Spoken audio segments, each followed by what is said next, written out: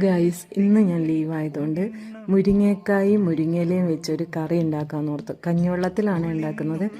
ആദ്യം മുരിങ്ങക്കായും ഒക്കെ റെഡിയാക്കി വെച്ചു. മുരിങ്ങയില വേവിക്കാൻ വെച്ചു. അതിലൊരു ഗ്ലാസ് പച്ചവെള്ളം ഒഴിച്ച് ആദ്യം വേവിച്ചു. പിന്നെ അതിൻ്റെ അകത്തേക്ക് കുറച്ച് കഞ്ഞിവെള്ളം ഒഴിച്ചിട്ടാണ് ഇതാക്കുന്നത്. അങ്ങനെ കഞ്ഞിവെള്ളം ഒഴിച്ചു, കുറച്ച് ഉപ്പ് ഇട്ടു, പാകത്തിന് ഉപ്പിട്ട്, പിന്നെ മുളക്, കാന്താരി മുളക് ഇട്ടു, പിന്നെ ഇല ഇട്ട് കൊടുത്തു. എന്നിട്ട് നന്നായിട്ട് വേവിച്ചു.